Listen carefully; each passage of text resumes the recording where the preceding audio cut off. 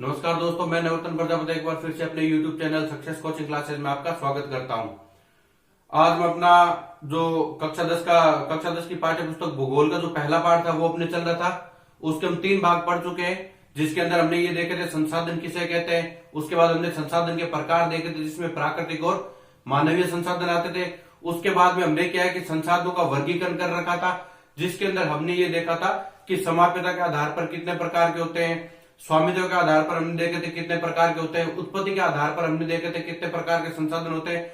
उसके बाद में हमारा चौथा एक जो प्रकार बचा हुआ था वो था विकास के स्तर के आधार पर, यानी संसाधन का जो विकास है उसका स्तर किस हिसाब से, उसके आधार पर जो चौथा जो अपना भाग था वो अपने बचा हुआ है। आज का हमारा जो वीडियो होगा उसके अंदर हम ये देखेंगे कि विकास के स्तर के आधार पर जो संसाधन है वो कितने प्रकार के होते हैं, उनकी परिभाषाएं क्या होती है, और उसके बाद में हम देखेंगे पुनः चक्रीय और अचक्रीय संसाधन कौन कौन से होते हैं। तो आइए चलो आज की अपनी क्लास में हम शुरू करते हैं, जिसके अंदर हम ये देखेंगे कि अपने विकास के स्तर के आधार पर संसाधन जो है ये कितने प्रकार के होते हैं। तो अपनी क्लास में हम शुरू करेंगे तो उसके अंदर देखो हमने ये देखा है कि विकास के स्तर के आधार पर जो हमारे संसाधन है वो 4 प्रकार के होते हैं। यानी संसाधन का जो विकास है, यानी हमारा डेवलपमेंट का जो लेवल है, विकास का जो स्तर है, उसके हिसाब से उसके अकॉर्डिंग जो है अपने संसाधन जो है वो कितने प्रकार के, जिसमें देखो मैंने 4 प्रकार बांट रखे। एक तो संभावी संसाधन, एक संसाधन अपना संभावी हो गया। दूसरा जो संसाधन है वो अपना विकसित संसाधन हो गया। तीसरा जो संसाधन आता है विकास के स्तर के आधार पर उसमें आता है भंडार संसाधन। और चौथा जो अपना प्रकार बचता है वो बचता है संचित कोष संसाधन। ये 4 प्रकार अपने आते हैं विकास के स्तर के आधार पर। उत्पत्ति के आधार पर मैंने आपको 2 बताए थे, जिसमें मैंने जैव और अजैव 2 बताए थे। समयापता के आधार पर मैंने 2 प्रकार बताए थे, जिसमें एक नवीकरणीय और एक अनवीकरणीय था।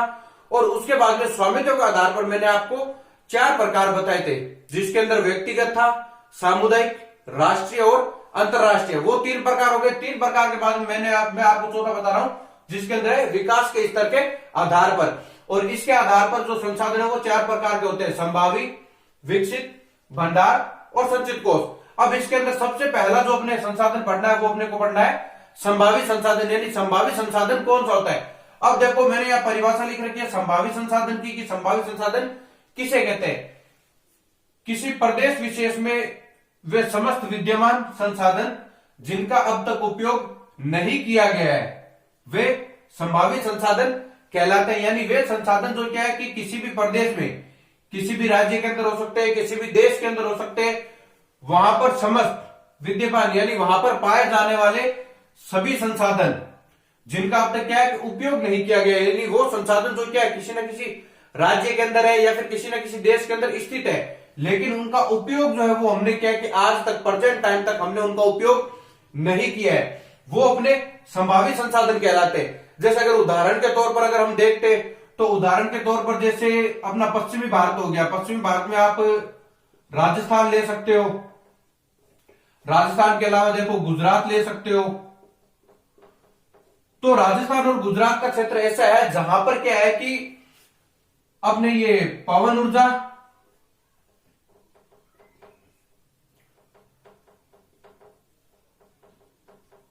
और जल ऊर्जा, पवन ऊर्जा और सौर ऊर्जा, ये 2 ऊर्जा ऐसी है जो राजस्थान और गुजरात में क्या है कि काफी विकसित हो सकती है।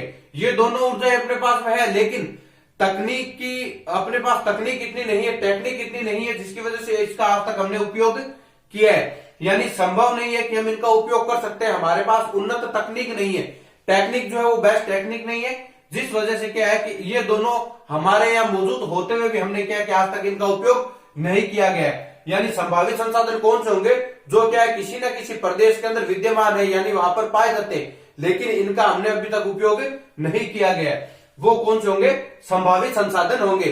तो अपने विकास के स्तर के आधार पर जो पहला जो संसाधन था वो संभावित संसाधन था। अब आता है अपने दूसरे विकसित संसाधन। विकसित संसाधन की अगर हम बात करते हैं तो विकसित संसाधन कौन सा होगा, यानी वे समस्त संसाधन जिनका सर्वेक्षण, यानी वो संसाधन जिनका हमने क्या है कि सर्वेक्षण कर लिया है, जिनके ऊपर हमने रिसर्च कर ली है, उनके बारे में जितनी भी चीजें हमें पता होनी चाहिए वो चीजें हमने देख ली है, ठीक है, जिनका सर्वेक्षण किया जा चुका है, और उनके उपयोग की गुणवत्ता, यानी उनके उपयोग की गुणवत्ता यानी उनका गुण क्या है, ठीक है, उनकी क्वालिटी क्या है, वो चीज हमने देख ली। और मात्रा का यानी क्वांटिटी कितनी है, उनको उपयोग करने की मात्रा यानी उनकी क्वांटिटी कितनी है, इसका हम निर्धारण कर चुके हैं। यानी हम उसको उसकी कितनी गुणवत्ता यूज कर सकते हैं, उसकी कितनी मात्रा का यूज हम कर सकते हैं, ठीक है। वो संसाधन कौन से होंगे, विकसित संसाधन कहलाएंगे। यानी वे संसाधन जिनका सर्वेक्षण यानी जिनके ऊपर हम रिसर्च कर चुके हैं, हर चीज की उनके बारे में पता कर चुके हैं, और उनके उपयोग की यानी हम उनको उपयोग कर सकते हैं, तो उसके लिए उनकी क्वालिटी कितनी चाहिए, उनकी क्वांटिटी कितनी होनी चाहिए, ये हम क्या है कि निर्धारण कर चुके हैं। यानी उनकी कितनी क्वालिटी का हमें यूज करना है और कितनी क्वांटिटी का उन्हें हमें उनका यूज करना है, तो वो क्या कहलाएंगे, वो विकसित संसाधन कहलाएंगे। अब अगर विकसित संसाधन की मैं बात करता हूं, तो विकसित संसाधन का अगर उदाहरण आपको देता हूं, तो उसके अंदर देखो, तो इसके अंदर देखो विकसित कब होगा संसाधन, एक तो उद्योग, यानी एक तो उद्योग हो गए, या फिर अपने ये मान सकते हैं प्रौद्योगिकी,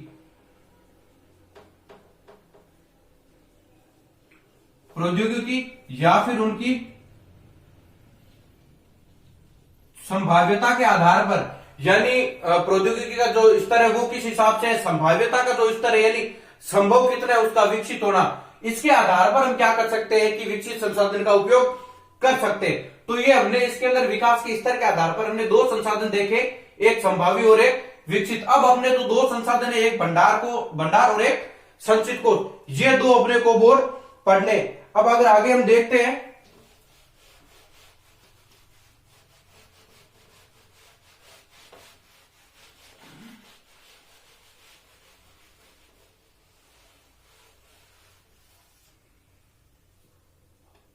अब देखो तीसरा जो संसाधन आता है वो आता है अपने भंडार,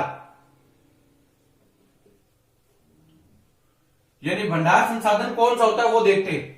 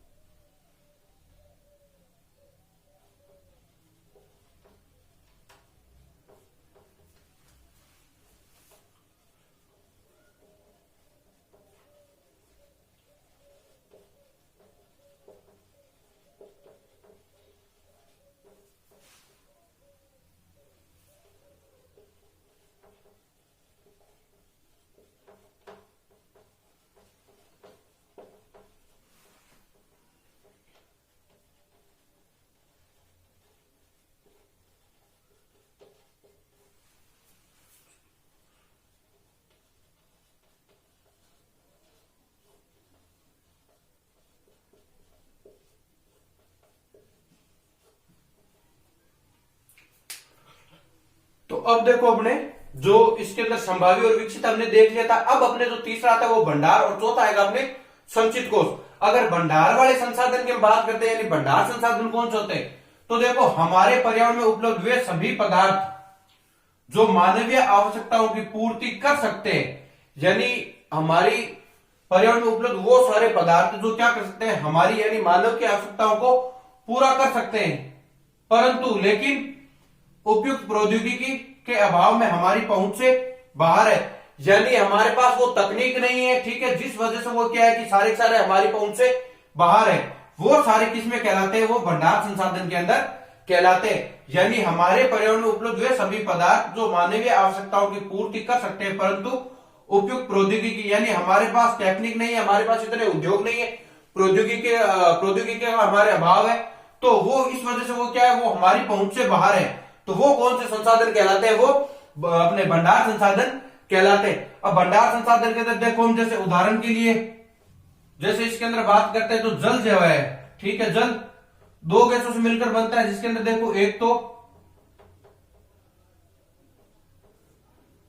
हाइड्रोजन और एक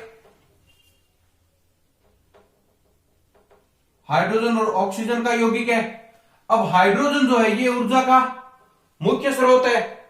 अब हाइड्रोजन ऊर्जा का मुख्य स्रोत है और ये बन भी सकता है ऊर्जा स्रोत, लेकिन हमारे पास क्या है कि उन्नत तकनीक नहीं है, इस वजह से हम इसे क्या है कि उपयोग में नहीं ला पा रहे। तो ये इसका उदाहरण हो गया।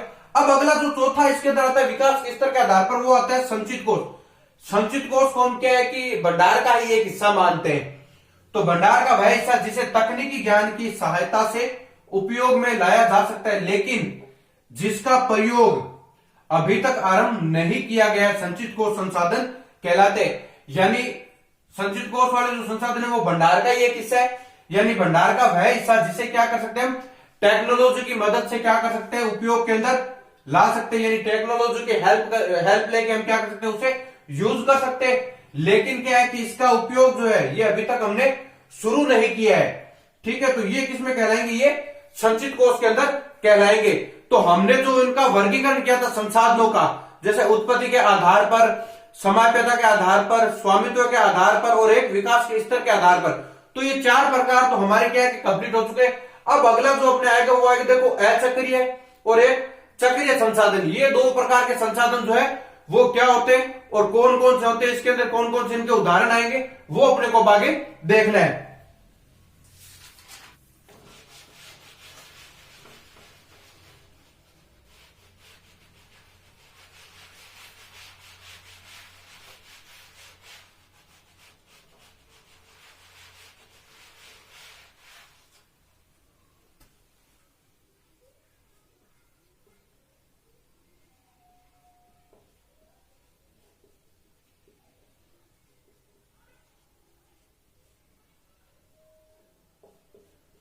पहला जो अपने संसाधन आता है वो आता है अपने पुनः चक्रीय संसाधन।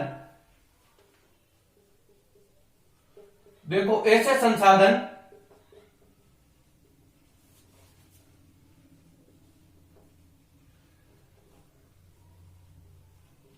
जिनका उपयोग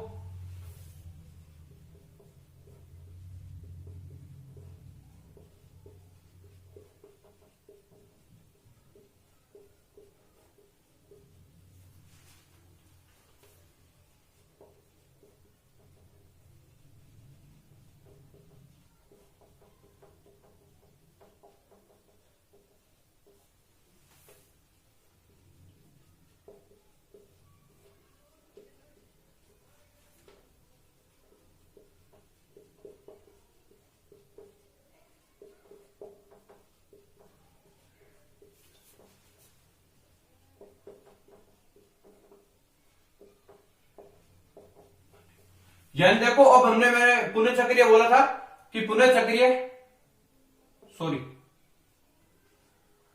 पुनर्चक्रीय संसाधन कौन से होते हैं? यानी ऐसे संसाधन जिनका उपयोग हम क्या कर सकते हैं, बार बार कर सकते हैं। यानी ऐसे संसाधन जिनका उपयोग बार बार किया जा सकता है वो कौन से कहलाते हैं? पुनर्चक्रीय संसाधन। यानी उनका हम क्या कर सकते हैं, दोबारा उपयोग में ले सकते हैं उन्हें। जैसे देखो सोना, चांदी, लोहा, इनको हम क्या कर सकते हैं, दोबारा उपयोग में ले सकते हैं। जैसे सोना है, ठीक है, मान लो एक बार खराब हो गया तो उसे हम क्या कर सकते हैं, पिघला कर उसे क्या है कि हम दोबारा डलवा सकते हैं। चांदी हो गई, लोहा हो गया, इनको हम क्या कर सकते हैं कि दोबारा पिघला कर उन्हें क्या है कि दोबारा हम यूज कर सकते हैं। यानी तो पुनर्चक्रिय संसाधन कौन से हो गए? यानी वे संसाधन जिनका उपयोग हम क्या कर सकते हैं, बार बार कर सकते हैं, वो सारे सारे पुनर्चक्रिय संसाधन के अंदर आते हैं। जैसे सोना, चांदी, लोहा आदि। अब अगला जो दूसरा अपने इसके अंदर आएगा वो आएगा अचक्रिय संसाधन। पहला हमारा जो था वो था पुनर्चक्रिय संसाधन, दूसरा अपने आता है अचक्रिय संसाधन। यानी अचक्रिय संसाधन देखो,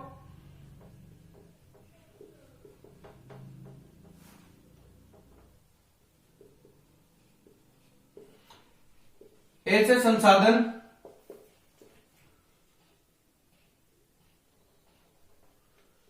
जिनको एक बार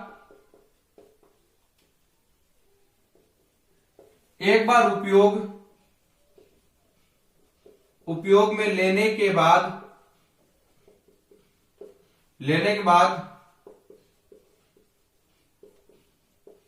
वापस उन्हें उपयोग में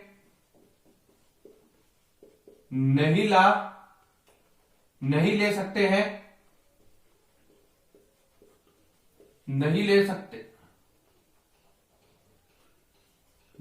सकते हैं,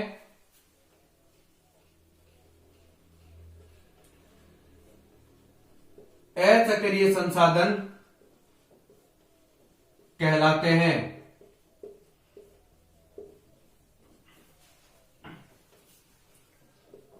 जैसे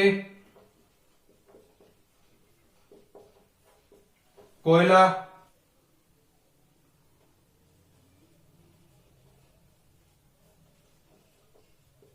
खनिज तेल,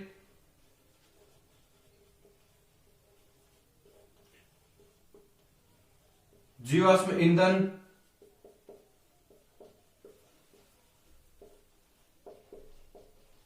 प्राकृतिक गैस आदि। यानी अब देखो दूसरा जो अपना था इसके अंदर वो था अचक्रिय संसाधन। इसके अंदर देखो ऐसे संसाधन जिनको एक बार, यानी हमने इनका क्या कर लिया, एक बार उपयोग, यानी एक बार उपयोग में लेने के बाद वापस उन्हें उपयोग में नहीं ले सकते हैं, वो कौन से होंगे? अचक्रिय संसाधन कहलाते हैं। यानी वो संसाधन जिन्हें हमने मान लो एक बार उपयोग में ले लिया तो उपयोग में लेने के बाद दोबारा हम क्या है कि उसका उपयोग नहीं कर सकते, तो वो कौन से होंगे? अचक्रिय संसाधन कहलाते हैं। अब इसके अंदर देखो एक अपने कोयला ले लिया, खनिज तेल हो गए, जीवाश्म ईंधन, प्राकृतिक गैस, ये सारे जो आएंगे वो अपने अचक्रिय संसाधन के अंदर आएंगे। जैसे कोयला है तो हमने मान लो कोयले का एक बार में उपयोग किया, तो कोयला क्या है कि जलने के बाद में उसमें से सिर्फ क्या है, राख हमें प्राप्त होती है। तो कोयला जो है वो एक बार यूज में आने के बाद में दोबारा हम उसे क्या है कि यूज नहीं कर सकते। अब जैसे खनिज तेल हो गया, पेट्रोलियम जो हो गया, पेट्रोल, डीजल, केरोसिन हो गए, इनको भी हम क्या है कि एक बार अगर उपयोग में ले लेते तो ये क्या दोबारा हमारे उपयोग में नहीं आ सकते। जीवाश्म ईंधन हो गए, जैसे लकड़ी वगैरह, उनको भी अगर हमने एक बार यूज कर लिया तो वो क्या है दोबारा उपयोग में नहीं आते। प्राकृतिक गैस जैसे सीएनजी हो गई, एलपीजी हो गई, अगर इनको भी हम एक बार यूज करते हैं तो एक बार यूज करने के बाद में ये दोबारा क्या है कि यूज नहीं आ सकते। तो पुनर्चक्रीय और अचक्रीय में क्या फर्क है? पुनर्चक्रीय तो कौन से होंगे जिनका हम दोबारा क्या है कि उपयोग कर सकते हैं, जैसे सोना, चांदी, लोहा, और अचक्रीय कौन से होंगे जिनका एक बार उपयोग में लेने के बाद हम उन्हें दोबारा उपयोग नहीं ले सकते, वो आएंगे अचक्रीय संसाधन। जिसके अंदर देखो मैंने बताया तो कोयला, खनिज तेल, जीवाश्म ईंधन, प्राकृतिक गैस आदि। तो आज की अपनी जो क्लास थी, आज की अपनी क्लास में हमने क्या पढ़ा था कि एक तो विकास के स्तर के आधार पर जो संसाधन है वो कितने प्रकार के होते हैं, जिसमें मैंने आपको 4 प्रकार बताए थे। 4 प्रकारों के अंदर देखो एक अपने संभावित संसाधन, एक विकसित संसाधन, एक भंडार और एक संचित कोष, ये 4 प्रकार बताए थे। उसके अलावा मैंने आज की क्लास में आपको बताया था कि पुनर्चक्रीय और अचक्रीय संसाधन जो है ये कौन कौन से होते हैं और इनके उदाहरण क्या क्या, मतलब पुनः चक्रीय संसाधन कौन कौन से होंगे और अचक्रीय संसाधन जो है ये कौन कौन से होंगे। अब आपको अगर क्लास के अंदर कोई भी डाउट है, किसी भी प्रकार का अगर क्वेश्चन है आपका, तो आप मुझे कमेंट बॉक्स में कमेंट करके अपना क्वेश्चन पूछ सकते हो, ताकि मैं अगली जब अपनी क्लास होगी उस क्लास के अंदर मैं आपका जो आंसर होगा क्वेश्चंस का वो। क्लास को लाइक कीजिए, शेयर कीजिए और चैनल को सब्सक्राइब कीजिए। Thank you.